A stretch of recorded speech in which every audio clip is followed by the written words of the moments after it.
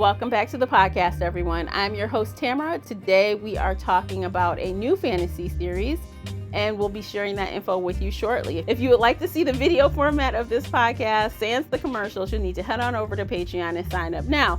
Don't forget, you can also join me and my two co-hosts over on the Book Clubs app for even more book chat. Please subscribe and like the podcast wherever you're listening. If you want to reach out to me, you can find me everywhere at Shelf Addiction. Joining me today is special co-host, my family. Welcome, Samiya. Nice to be here. Thank you for having me. So we're going to jump into it. Today we are talking about These Hollow Vows, written by Lexi Ryan. So as usual, I'm going to share the stats, and then Samiya will share the synopsis.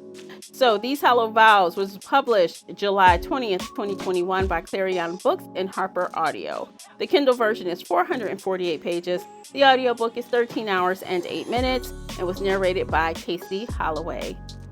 Okay, for this synopsis, here we go.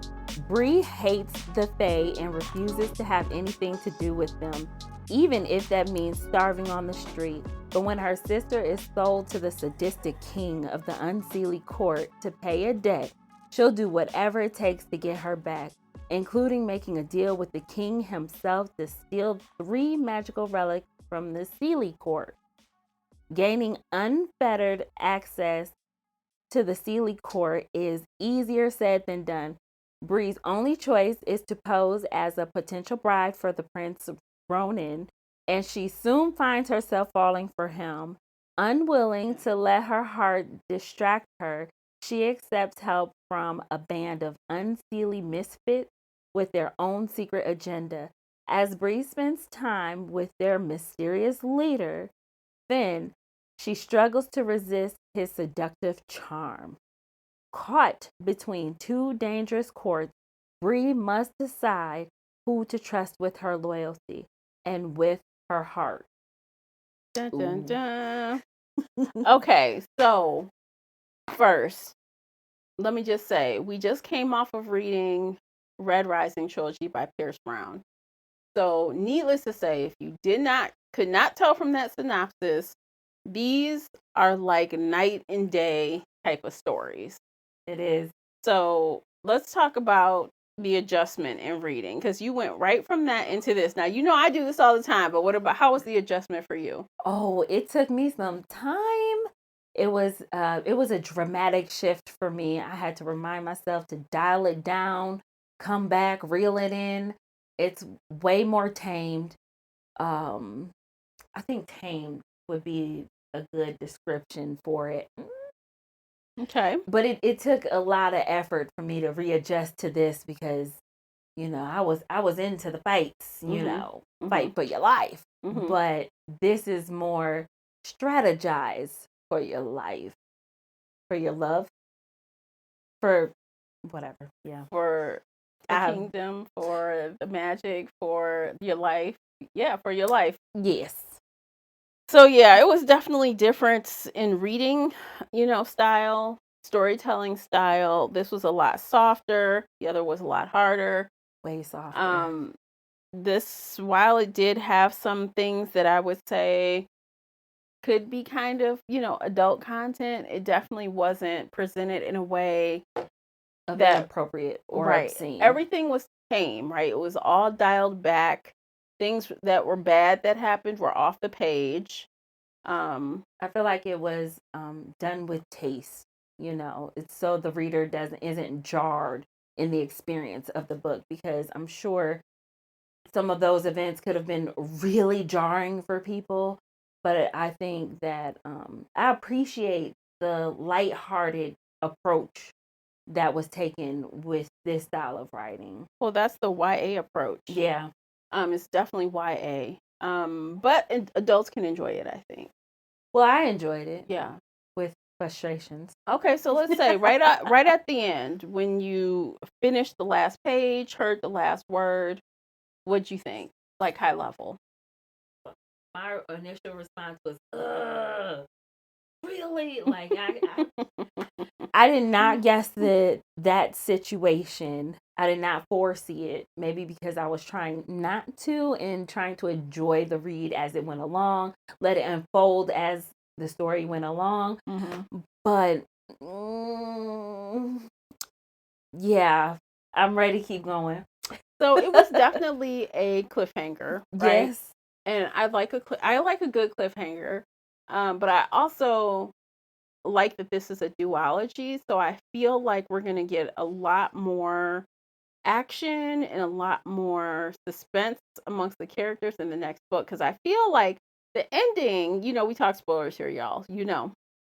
But the ending definitely, I think, is going to change Bree as a person. I think she's not going to be the same person she was in this book. I feel like it has to change her because coming into this whole scenario, she was so naive about many things, but it was like she portrayed as being so mature and so.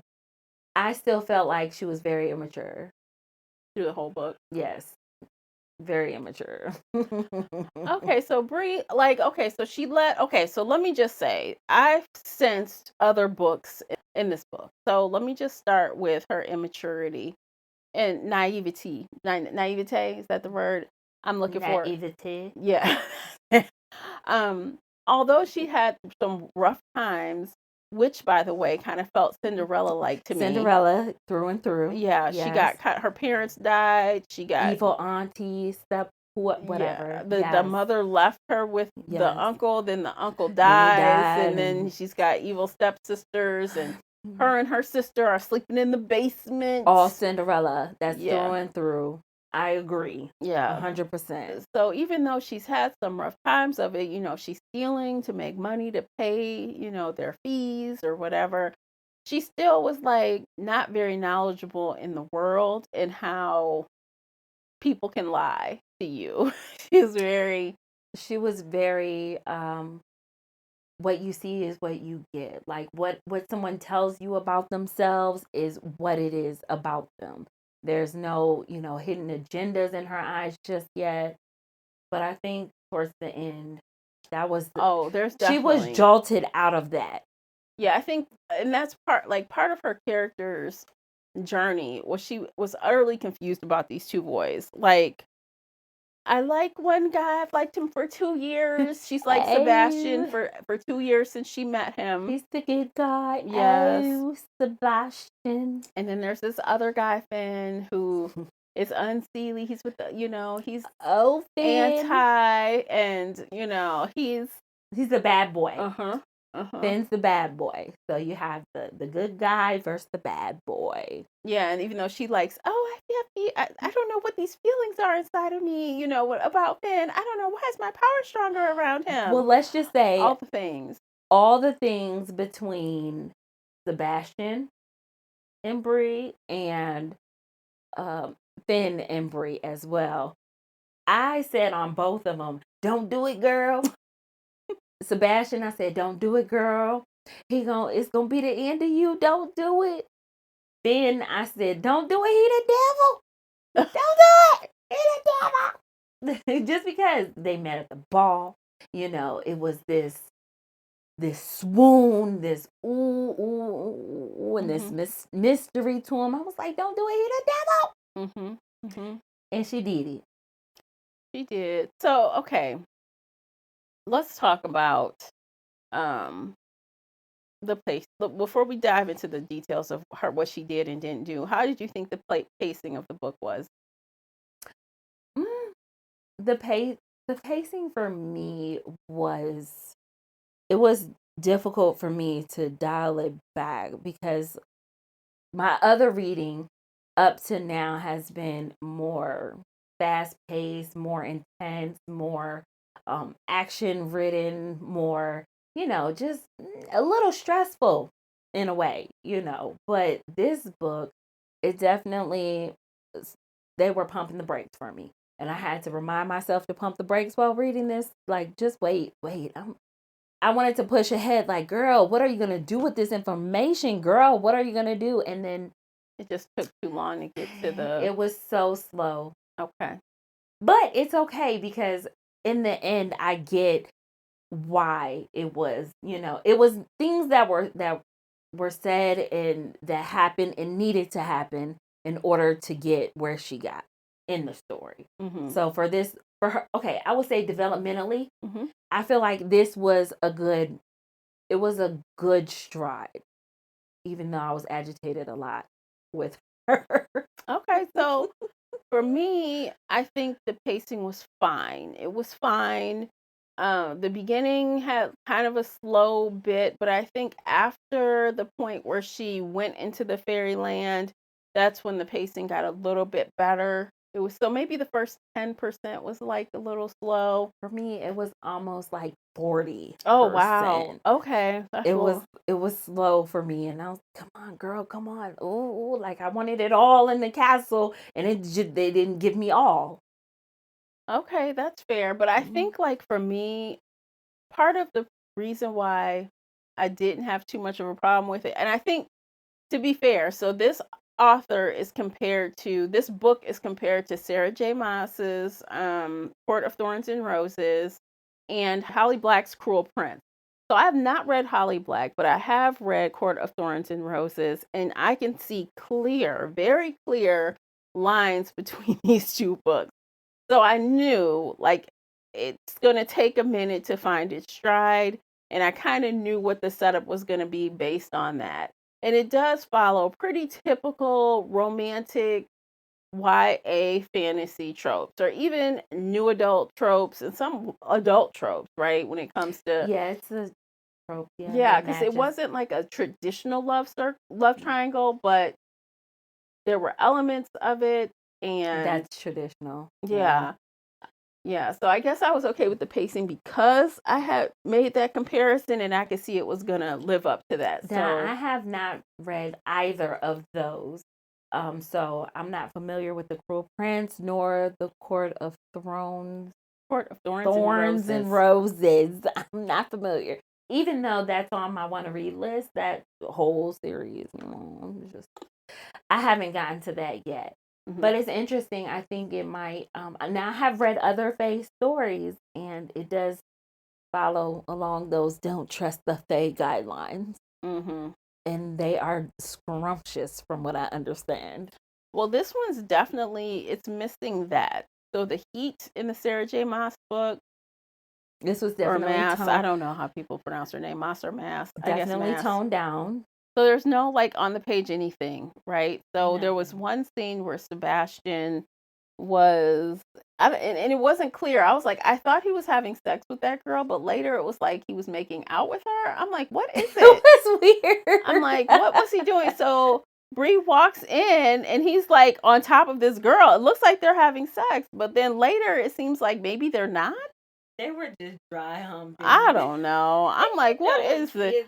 What is this garbage? So even though he was like 21. Yeah, he was 21. So I mean, at first I thought this was going to be like new adult, and when I heard Sarah J. Maas, I said, well, this should be some spice but also in her first book, the spice was like not really there. It was book 2. You're like, oh, you get some stuff. You're like, oh, so maybe in book 2 we'll get some spice. Well, they'll be older by then.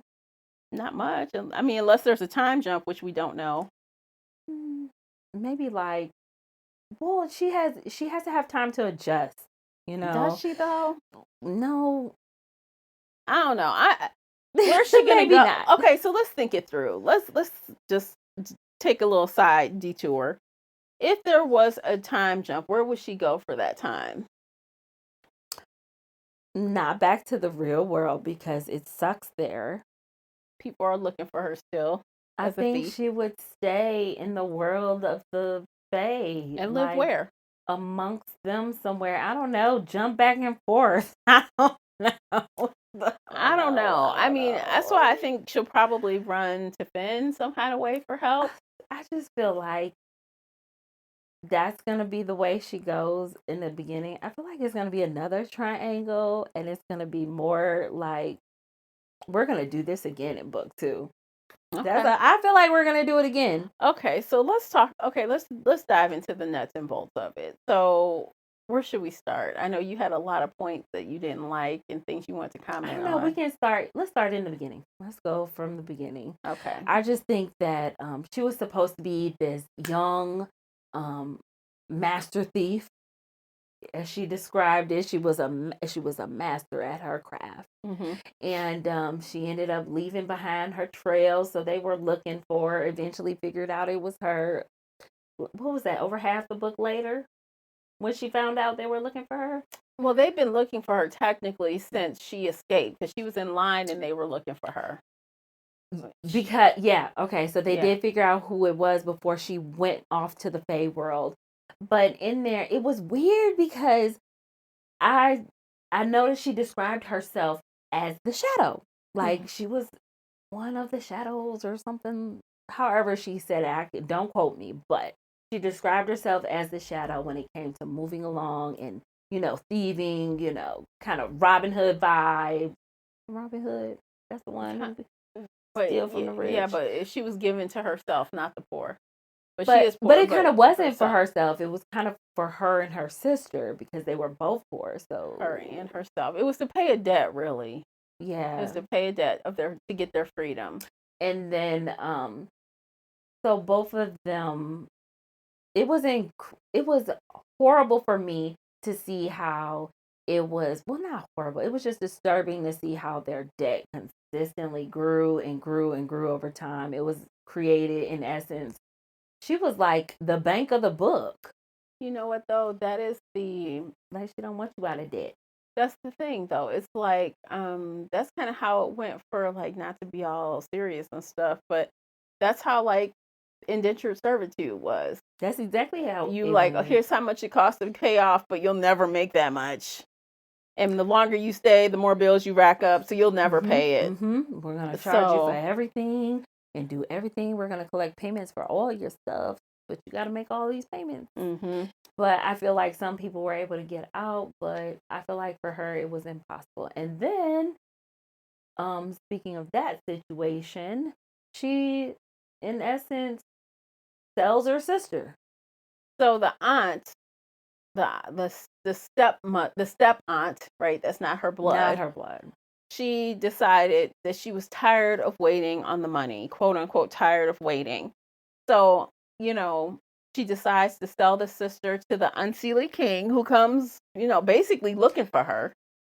He meant to buy her on purpose. He was trying to buy her on purpose. Yeah. It was a reason for that. And so she does it, and then next thing you know, of course, Bree, like, she wants nothing to do with Fae. She doesn't believe the fairy tale. She doesn't believe the story. She hates them.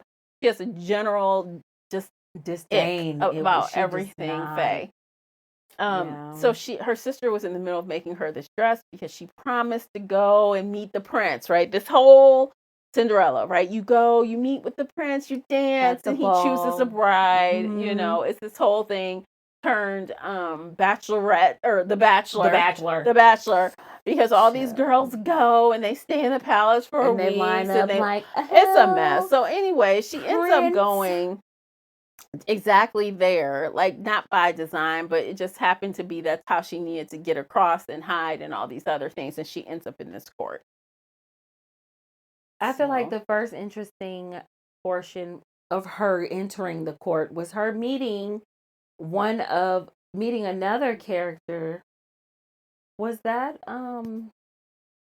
what was her name? I can't think of her name. I don't know, but she's like a shapeshifter. Like, her ability is to look however she wants to look, and she is a part of Finn's group. And I knew the minute, so she meets this girl in line, also in line for the prince or whatever, and she's there and she helps her. She's in this tore up dress because she was running, and she's like, let me help you. I have some magical pins. This will make your dress look pretty.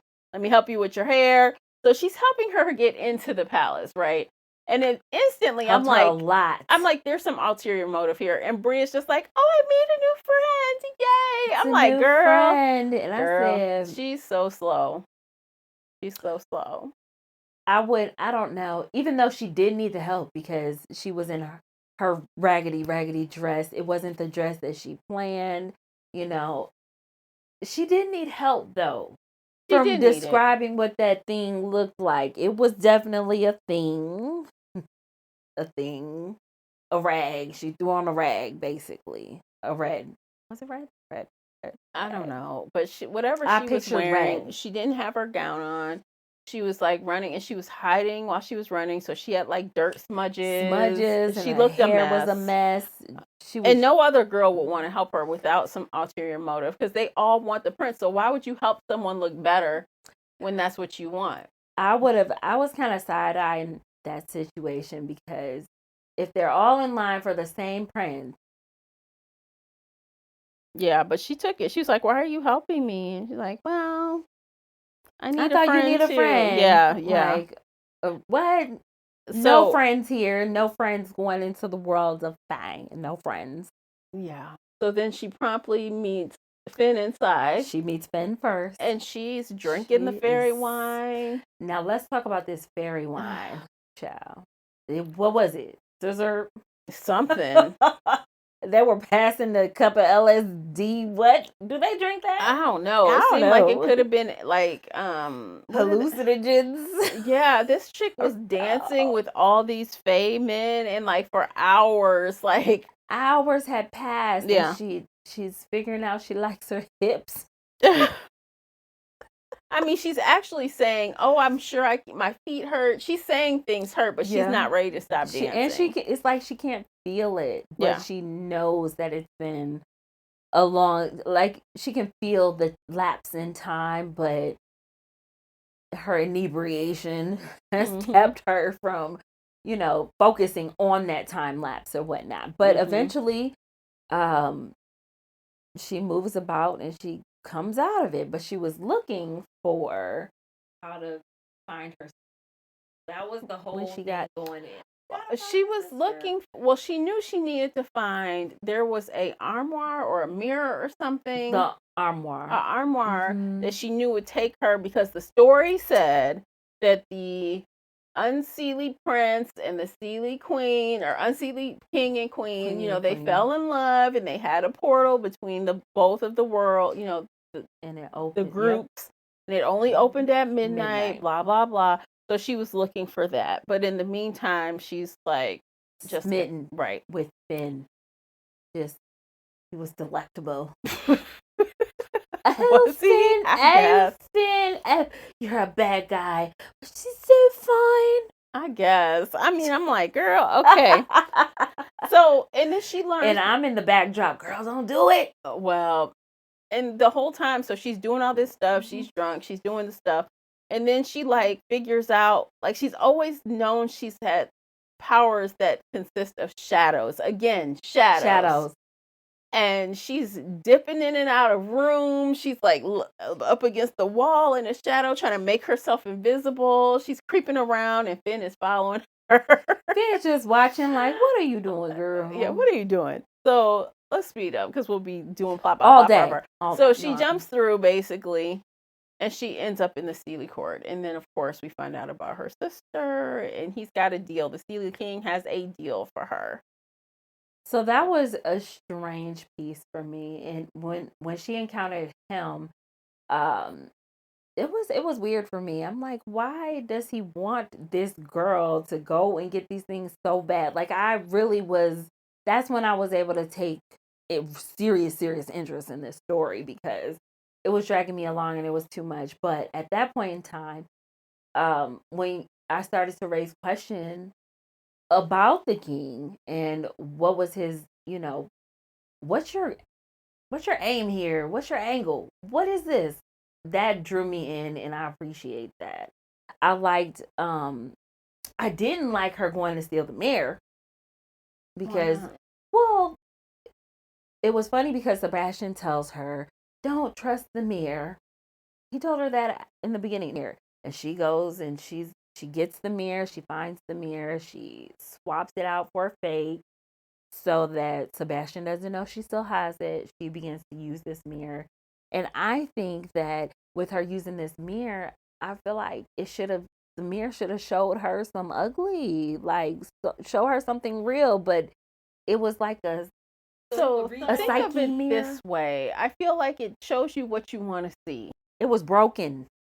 Well, he didn't say it was broken. He said it was kind of like altered, right? Like not necessarily broken per se, but it's on purpose. The mirror is showing you, its intent was to show what's real, but it ends up showing you what it thinks you want to see. So if you, for example, in here, she's like, show me my mother. And of course, she gets a flash of one thing, but then she sees her mother standing in a cemetery. So she's like, let me run. Show me my sister. And her sister's talking to maids and brushing her hair and having a great time. And it's like, that's not what it is at all. That's not what it is. And then I just feel like even in that experience, I feel like she should have had a grain of salt in there. Like, what is, like, how is this working like this? What's in here? You know, kind of. And after that, they did tell her, don't trust the mirror. After they figured out she was using it, they said, don't trust the mirror. And she still said, well, maybe I can just use it anyway. I can see something kind of thing. And I don't think that was a good idea. She is very hard-headed. She was hard-headed all the way through this book. You say one, but I will say that so much was withheld from her in this book that I can kind of see where the hard head came in. But you know what, though? Speaking of secrets and not, things that she couldn't tell, the author did a really good job with explaining why it was so difficult to find out what the real deal was between the two factions. Because of a spell. A spell was on everyone. You literally could not speak. They could not speak the words when it came to this specific topic. Like the war between the Seelie and the Unseelie and how it was resolved. No one could say what happened. Yeah. Because they were all just like literally, like their throat goes up. They cannot speak it. So that was pretty clever. And that was very to be fair to Bree, she was pretty clever in using the goblin to kind of figure out what was what. And also some of her deductive reasoning for the rest. You know what that relationship with her and the goblin, you know what kind of vibe it gave me? I know. All I could hear was Goblin King. Oh, Goblin King. You got Goblin King. I got Rumpelstiltskin because the girl's like, oh, I got to throw on this hay. And then Rumpelstiltskin shows up and does it. So the goblin was in that same vein. He would show up and give her information, but he could not get her out of, peril, danger. Like if you're about to die, I can't help you. But I can give you information in exchange for your hair. So at the beginning of this book, she had this long, luxurious hair. And at the end, she got this, basically almost 2 seconds from a buzz cut because she's been chopping off her hair to keep up with the goblin. Like, come on. Like, here, take some of this, Here. Yeah, throughout the whole book, she's chopping off her hair. Just slicing it. Because at one point, she was doing cuts. And then at one point, she didn't have scissors anymore. So she was just taking a knife, slicing it out. She looked a mess at the end of the book. She had a whole bad her hair was looking bad at the end. But Bash was still loving that bad hair. He was... Okay, so... Oh, my gosh. I love the bad hair. He loved the bad hair. So that is my question. Do you really think Bash actually loves her? Actually really likes her? I think that Bash definitely has a soft spot for her. But I think his position gives him kind of a difficult... It's kind of like a Jimmy Ranch in their story per se, because he knew in the beginning that she really disliked he lied to her from day one. So he didn't tell her that he had anything to do with them or that he was, but he sought her out maliciously, right? He did. He had didn't a whole stumble plan. Across her. It was I think he found some of her little quirks, because he mentioned at one point how when she read books, it was like she could disappear and just dive all in, and he kind of had an admiration, description to that scenario, whatever. And I was like, also he did find something real in there. But I think those were things that he had to find, because he was on a mission, but on this mission, it's something nice about her. So you think... I think he stumbled on things that he really... So you think he did really like her, even though he started out with ulterior motives? Yeah, I just think them being in such close proximity all the time kind of gave him those little inklings. Like he was picking up the crumbs as she was walking away or something. Kind of, maybe I like this crumb. I think he likes her. I think he thinks he likes her. I'll say it that way. I think he thinks he likes her. And that is why he's willing to protect her. He does want her around because he could have just let her die instead of giving her the drink to keep her alive, right? And turn her fae. But he knew she explicitly did not want to become fae, and he gave her the drink anyway. But that's like perfect, because that puts him, well, you can't hate yourself, can you? Yeah, you can. Well, you shouldn't, but you can. He thinks that, I don't know if he thinks that that's going to change her mind on fae. If anything, he's just wrecked it even more. Yeah, I feel like that was maybe an angle. Maybe. I don't. Well, I don't know. I think, Sebastian, he had the big con. He had the longest con. The longest running. And usually, but you know what they say. They say the people that play that long game. Honestly, he played her like a fiddle. So he gave her a necklace when he left. He left to go home, and he gave her a necklace. That necklace was a tracker. He knew she would come for her sister. So he was waiting on her to come. But when he saw her, he was acting all surprised. So again, he was playing this boy. Oh, I'm so sorry I lied to you. I want to give you space to think.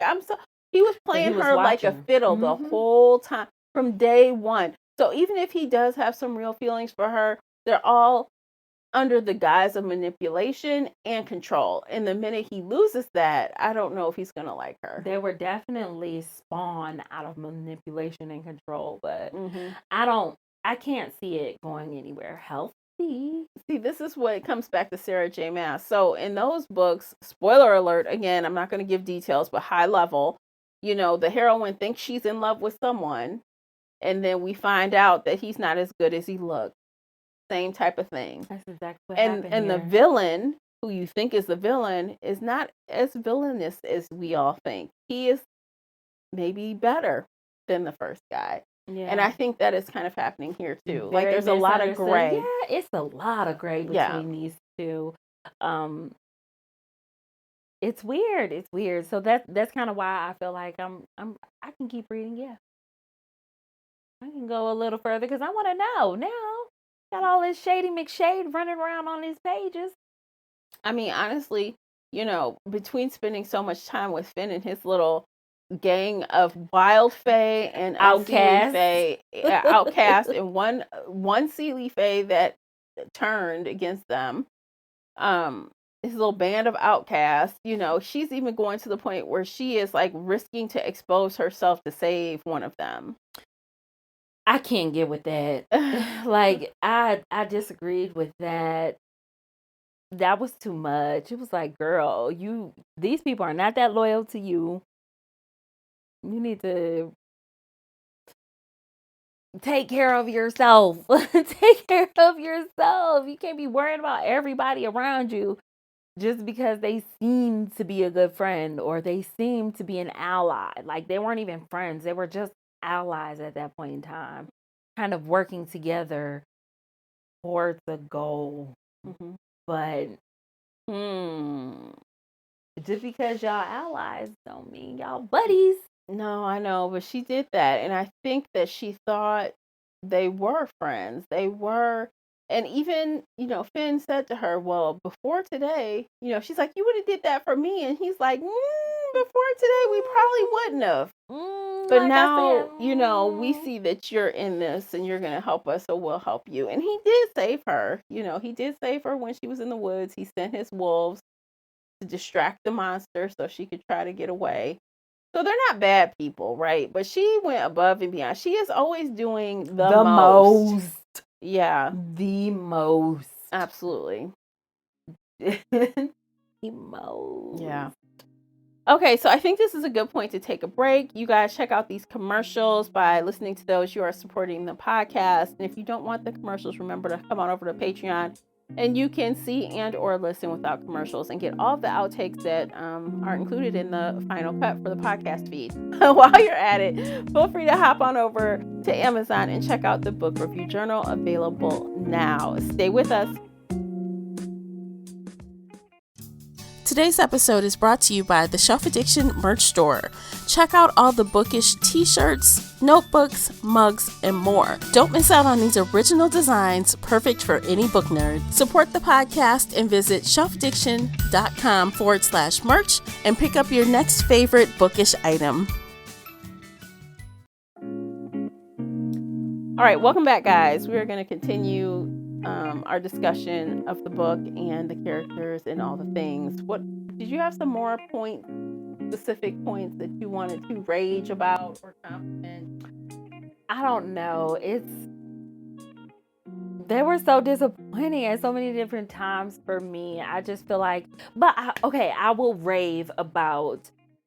I feel like we are seeing some serious character development on Bree's behalf during this whole, as it progresses along. I feel like she is developing along with the story, and with the biggest jolt, like, I feel like that's going to push her into some form of decency instead of immature, like, self-absorbed, just, that me, and then, oh yeah, my sister, me, oh yeah. Well, let's see. Let's jump to the end. So the end of the book. Wow. Okay, so the end of the book, I'm like, wow, I'm looking at the words here. But at the end of the book, Bree is turned into Fae. She's turned into Fae. She didn't want to. She has given her crown to Sebastian. So the crown is on her head. It is a magical crown, not a physical crown. So that is one of the 3 items that was supposed to be brought back to the Sea King, is this crown. And she knows whoever she bonds with will take the crown from her. And it is said in this story, if you bond with a unseelie prince, which is a part of the curse, you will die. If you bond with a seelie, you're okay. But if you bond with an unseelie, you will die. So, like we said earlier, she bonds with him, he gets the crown, and she proceeds to die. And he forces the formula or serum or whatever on her, so she will live as a Fae. She wakes up. Well, while she's sleeping, she has this interaction with Finn, which we find out is another one of her powers. She thinks that Finn is coming into her dreams, but she is going into his. And she's been doing this with her sister and everybody else, but she didn't know it. So Which is pretty amazing. Yeah. I was shocked because I was convinced when she first started having those experiences that it was Finn. I thought it was his capability. But figuring that, or coming to that one, it was like, wait a minute. Yeah, she's very powerful. But she awakens and she realizes what has happened, and she starts to put the clues together. She's like, wait a minute, he was ready with that serum. What about this and what about that? How did he know? Yes. And then it comes out because her maids, her sweet maids, they're like, sweet maids that don't know nothing. They're like, oh, we've got to prepare you for coronation and blah, blah. She's like, what? Did the queen die? They're like, no. And they, again, could not talk about this until they just beat around that bush. Right. They couldn't talk about it until the spell was broken, right? So now they're like, no, he is half Seelie. It's a whole lot of bush beating until now. Yeah, so we find out that Sebastian is half Seelie. So his father, his mother's husband, were they ever married or were they just lovers when they were together? I feel like they were lovers. Yeah. They didn't give the marriage vibes. I don't recall them mentioning that specifically, but I just got committed vibes for them. Okay, like they were a couple, you know? Yeah, because they would, okay, so his father and his mother, you know, opposite sides, right? They were jotting around between the worlds, doing all the stuff, having all the fun, and then stuff happened. Living it up. Yeah, and he got stuck in the real world, and that is when he met Bree's mother. So, and when Bree almost dies, he decides, I'm going to give to bring her back to life, I'm going to give her my crown and I'm going to give her these powers. So she always had them. Yeah. So that also means that Sebastian and Finn are half brothers. Exactly. They're half brothers. Okay, I didn't even think of that till now. It is. Well, while reading, I thought it was gonna be like, oh, Bree and Finn are brother and sister. Like, I just knew that one was gonna come like, ew, she been trying to kiss on her brother. I said wrong author. This is the wrong author for the incest vibes. But anyway, so all of that. So she realizes that he is unseelie and she just died, right? She just basically died again. And that was what was foretold by the one little girl that has all the visions. She said, so the woman we were talking about, we can't remember. Priya? Priya? I don't know. Start with a P. I think it's right. So her daughter that starts with the L, Lucy, Lily, Lula, I don't know, something. Anyway, so she is the daughter with the L. She can foresee the future, and she told her there are 3 paths. And all of them you die. All of them you die. I thought that was so strange. But she's like, traumatic is that to hear from some kid? Well, she said you'll never be the Seelie Queen. She said you'll never be the Seelie Queen. But she said you could be a different kind of queen for the Unseelie court. Right. Which she's not right now. She's bonded to the Unseelie King. I feel like that's going to happen in the next book. Yeah, she's bonded to him, but we don't know if she'll actually... I feel like that prophecy is going to play out. Maybe. I don't know. It kind of has to, because the other portions of that little prophecy was true. Yeah, she could be the queen without a king. I'm just saying. I mean, I agree, but Who did that? Queen Elizabeth? She could kill the one him. That did that? I think she'll kill him. Yeah. I think she'll kill Sebastian. Take her crown back. I think she'll kill him, like she killed the imposter, the Unseelie King. But yeah. Anyway, at the end of this book, she is outraged. She's like, woman scorned. She can tell he's coming because of the bond, and she just puts the whole place in shadows. Darkness, honey. No, and she's like, he runs in and he's like, stop this, Bree. Lift the darkness. We need to talk. She like, no, B. And she like juices. She literally just walks out of the Golden Palace with nothing but, quote, my darkness and the betrayal that has wrapped itself around my immortal heart, end quote. Beautiful. She is outraged and ready for revenge. She is ready, and I feel like she's gonna come back with a vengeance. However that happens, she is gonna rain down. For real. She's gonna rain hell on him. He's gonna be sorry he did that. He'll be shaking in his underoos somewhere. Now, so the question is she gonna be so gullible to believe more stories by him? Because I'm sure they're gonna have some more. I feel like she's gonna have to find a whole nother. She's gonna have to get her historical content from someone else somewhere. Yeah, because we know he lies. He's lied since day one. Very beginning. From the very beginning, and she knew that, and that's been kind of weighing on her the whole time. She's like, oh, but he didn't tell me about him. I'm like, yeah, girl, red flag. But the thing is, though, she was so adamantly upset with Finn for not telling her, but he couldn't really tell her. But he was tongue-tied. But that's the thing. She almost died, and he saved her. He could have just let her die and taken the crown, but he didn't. He saved her. Well, he can't because he kind of wanted her too. I know, but that's the thing. Bree was not even considering the fact that he could have let her die. Yeah. She didn't even think about it. She was just outraged. But she knew he wouldn't let her die, though. Well, did she? Did she? I feel like it was a vibe check for her. I don't know. Like, she knew he wouldn't just let her die.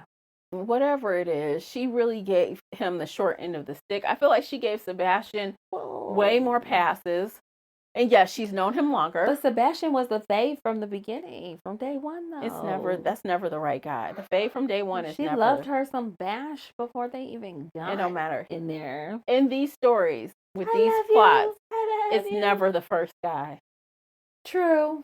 It's never the first guy in real life either. No, it's never. I mean, I'm sure there are 1 in a million exceptions, but it's usually never the first guy. 1.5 in a million. Yeah. They get divorced. Right. So whatever they're linking is, I think they're going to be unlinked in some kind of way. That would be interesting. Either she's going to find a way to unbound herself, because, they have said in this book that it's terribly complicated once you have. But it can be done. I feel like if you want it bad enough, you're going to go for it. Like, she wanted to get her sister back so bad. Well, they didn't talk about any kind of ways in this book to undo it. But they did say how complicated things got once it was done. So they didn't say it was never something that could be undone or broken, but they didn't address it really in this book, which leaves the author room to kind of develop. Well, you got to have wiggle room. Yeah, what she wants it to be in the next book. And I do appreciate that, because it does. It gives room. It gives room for more detail, more in-depth storyline, more juice, more dirt. Maybe it'll get a little grimier. So I just want to know, like, if I had to guess, so these are my guesses of what will happen. So either Bree is going to break the bond with Sebastian, and somehow he will be dethroned and he'll just be destitute, or he'll be sent back to the Sealy court, right? Or she is going to cut him out cut his heart out and feed it to him. She's going to kill him. I'm with that one. I wouldn't mind her killing him, taking the throne back, and then somehow maybe she'll be with Finn. I'm not sure. I feel like there's going to be a romantic ending some way. I feel like she's going to have Finn's baby, little Faye baby. Oh my gosh, that might. And then I feel like she's going to kill Vash, and she's going to take her crown back. Yeah. Like, just just like the fake king, just like she him. She stabbed his ass. She was like, yeah. Then she got stabbed back, but it was fine. It's okay. She survived. If she survived, yeah, it's all good. But that's what I think is going to happen with them. It'd be messed up if none of that happened. I know, but you know what? I feel like this story, and this could be my own bad for assuming that I think I know how this story is going to turn out because of the correlations to the other book, the other series. Well, I'm making some assumptions based on that. I don't have those assumptions. This is just from what I see right here and right now. And I think it's going to be easier for Bree to kill Sebastian because he lies so much. And he turned her. I think that that would be a good reason for her to just go all the way through with it. But I gotta think that Bash isn't a complete idiot. He's got to know that having her in his proximity is going to be dangerous because she's upset. I mean, he's with the long game. Unless he thinks he can control her. He's with the long game, so you never know with him. He plays long, honey. You never know. Long. Audiobook narrator. What did you think of the audiobook narrator? I think her imitation of the men's voices was the worst. Really? I couldn't tell because I was listening so fast. And then her, oh my goodness, like when she would do like the women's voices, they were always like screechy, like, eh. And then Bree was the only normal sounding girl. And then the guys were like this voice here. Bree. Oh my God. Okay, so to be fair, I was listening on like 2x, so I did not hear that, but I guess you hear more when you're listening slower. Don't rub it in. I was very slow. Listen, I had to break this down, honey. I couldn't figure out what was going on. I had to slow it down. Okay. Pump the brakes. That's what we do. We pump the brakes. Okay, that's fair. Don't speed shame me. Look, I'm trying not to. Okay. So I like the narrator at 2x speed. I cannot speak for lower speed. It was hilarious. It was just entertaining. And then when the guys would come on, she was like, she goes low. it was funny to me. Like, I feel like I've heard other narrators that had decent like men voices, but it was a woman. Okay. But then I've heard the male narrators that had like horrible. They didn't even do a woman's depiction. Like, they didn't like lift their voice or anything. So I think she did a good job going between the voices. Like, Finn was a little more well refined, more so than like Sebastian in the beginning. But they both had the horrible deep voice impersonation. Oh my goodness. Okay. Got it. A for effort. Okay. Fair. I think she was good. Okay, so I think that's it. Let's go ahead and rate the book. 1 to 5, no halves. We go Goodreads style. So I would give it 3 stars because there's no half. It did end up interesting in the end, but it just took me so long to get there. I probably, if I wasn't gonna, discuss it with you here today with you guys, I probably wouldn't have finished it. I probably would have just put it down and walked away. It was not that grabbing until well over halfway through for me. Okay. It was a few, but it was so hard to get to. Okay, that's fair. So for me, I would rate it. Okay, that's good. Okay, so for me, I would rate it 3 stars as well. For different reasons, it wasn't as low to me. I thought it was kind of nice to have something different and lighter, but it wasn't as gripping as I wanted. I felt like it was other things that I had read from, I pulled from Rumpelstiltskin, I pulled from Cinderella, I pulled from Court of Thorns and Roses. I felt like I was reading new iterations of other things. So it wasn't very original to me. So you lose points just off of GP for that. You lose points. Yeah, and I mean, it was fine. But I'm definitely excited to see what's next. I want to see what the author has for us in the conclusion, because now once we're in the world, we're in it. She has some real opportunity to like throw some wild things at us. Really, yeah. She can either tear it down and go bigger, better, go hard or go home, or she can cower out and just. I don't think she's gonna cower out. Yeah, she'll be okay. I think she'll go Rage Queen first. Rage Queen. Yeah, so we'll see what she does. So we are looking forward to it. Hope you guys come back and hear our discussion on book 2, These Twisted Bonds. So we'll be right back here in your inbox next month to discuss that. And I think we're done. What do you think, Smiya? I think that's great. All right. So we're going to call it there, guys. We'll see you in the next one. Until then, take care of yourselves. Bye, guys.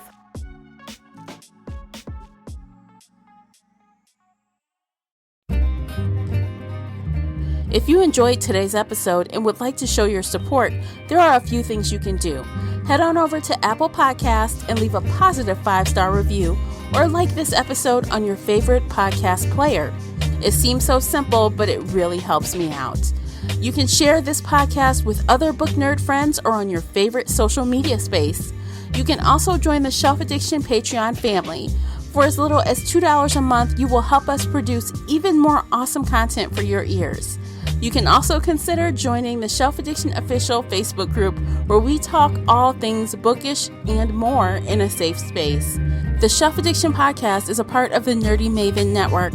You can also reach us via email at info@shelfaddiction.com. Thank you for listening.